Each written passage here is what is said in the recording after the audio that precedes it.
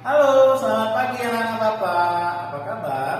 Semoga dalam keadaan sehat ya. Nah, hari ini kita bertemu kembali di pembelajaran jarak jauh atau pembelajaran pinjas. Nah, dengan materi atletik, jalan cepat, dan lari jarak pendek. Nah, untuk memulainya kita awali dengan doa dulu ya. Nah, mari kita bersatu dalam doa. Terima kasih. Kita harus mengawalinya dengan doa ya, supaya Tuhan juga memberkati segala pengharapan kita dan juga aktivitas kita, pembelajaran kita hari ini. Oke? Nah, kita sekarang masuk ke materi kita, yaitu mengenai atletik. Namun sebelum itu kita harus tahu dulu ya, kamu harus tahu apa sih tujuan kita mempelajari materi ini, apa sih yang diharapkan setelah kita mempelajari ini. Nah, yaitu yang pertama, harapannya adalah kamu bisa memahami gerak dasar jalan cepat. Ya, yang kedua adalah kamu dapat memahami gerak dasar lari jarak pendek. Dan tujuan yang ketiga adalah kamu dapat memahami perbedaan gerak jalan dan gerak lari. Ya, ingat, gerak jalan dan gerak lari. Oke, sekarang kita lanjut. Atletik. Nah, atletik ini sering disebut sebagai induk semua cabang olahraga. Kenapa? Karena di setiap nomor yang diperlombakan pada olahraga atletik itu terdapat gerakannya, gerak dasarnya di semua olahraga. Contohnya misalnya kita ambil saja sepak bola. Ya, sepak bola. Nah, di dalam atletik itu ada tadi jalan cepat. Tentu ada gerak jalan. Apakah ketika kamu bermain sepak bola, apakah kamu hanya berlari saja? Tidak kan? Pasti ada gerak jalan. Begitu juga ketika bermain bola basket. Ya, tentu ada kalanya kita melakukan gerak melompat.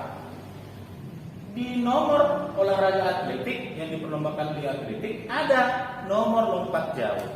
Nah, jadi itulah alasannya kenapa atletik itu disebut sebagai induk semua cabang olahraga.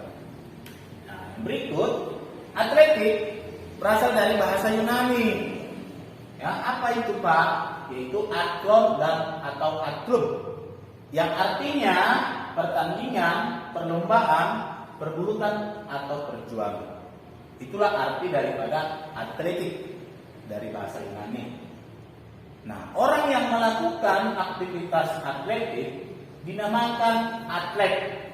Dalam bahasa Yunani tulisannya atleta. Oke?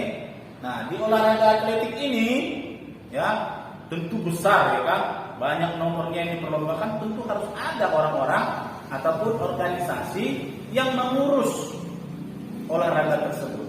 Apa namanya? Persatuan Atletik Seluruh Indonesia, yaitu PASI. Ya, nah, PASI adalah Persatuan Atletik Seluruh Indonesia. Jadi PASI ini adalah organisasi yang mengurus olahraga atletik. Nah, sekarang kita lanjut.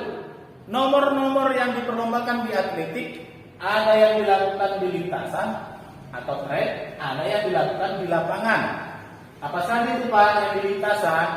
Yaitu lari, jalan, ya, itulah. Kemudian apa saja Pak yang dilakukan di lapangan?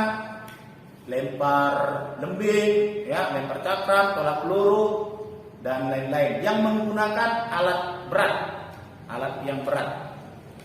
Oke, paham? Sekarang kita lanjut. Yang berikut, kita masuk ke tujuan yang pertama, yaitu memahami gerak dasar jalan. Gerak dasar jalan selalu ada kaki yang menginjak tanah. Ya.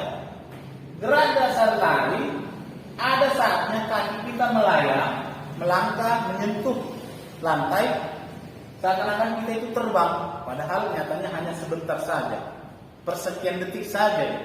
Nah, itulah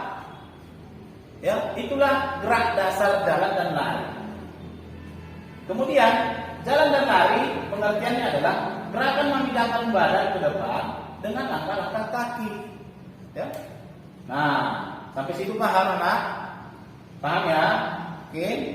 Nah, sekarang kita masuk ke start yang digunakan. Untuk start yang digunakan jalan cepat yaitu start berdiri. Ya, ketika aba-aba bersedia, siap ya, tentu ada gerakannya. Ketika wasit mengatakan bersedia, maka atlet maju mendekati garis start. Ya, kemudian siap, maka dia melangkahkan kaki, salah satu kaki ke depan. Pilihlah kaki yang paling belakang, itu adalah kaki yang paling kuat. Kemudian sikap badannya tegak, pandangan ke depan. Ya, kaki yang dilangkahkan maju ke depan, yaitu yang pertama mendarat itu adalah tumit. Ya, lihat tumitnya, bukan ujung jari. Oke? Sekarang kita masuk start jongkok. Nah, ya, start jongkok. Ini untuk lari jarak pendek. Ya, ini gambarnya bagaimana sikap bersedia. Ini untuk siap. Kemudian ini ya. Nah, start jongkok, lari jarak pendek dibagi menjadi 3 jenis. Perbedaannya terletak pada jarak kaki. Kenapa dilakukan? Kenapa ada 3 jenis ini? Karena setiap manusia itu memiliki tungkai yang berbeda. Oke? Nah, sekarang bagaimana awal? Tentu ada mengakhirinya. Sikap akhirnya adalah memasuki garis finish. Bagaimana caranya? Tentu dengan membusungkan dada, harus dibusungkan dadanya. Oke? Nah, itulah tahapan-tahapan start untuk lari jarak pendek. Nah, Bapak rasa semua sudah jelas ya, bagaimana gerak jalan, bagaimana lari. Oke? Nah, Bapak ucapkan terima kasih, tetap semangat, tetap jaga kesehatan, dan sampai jumpa di pembelajaran berikutnya. Terima kasih.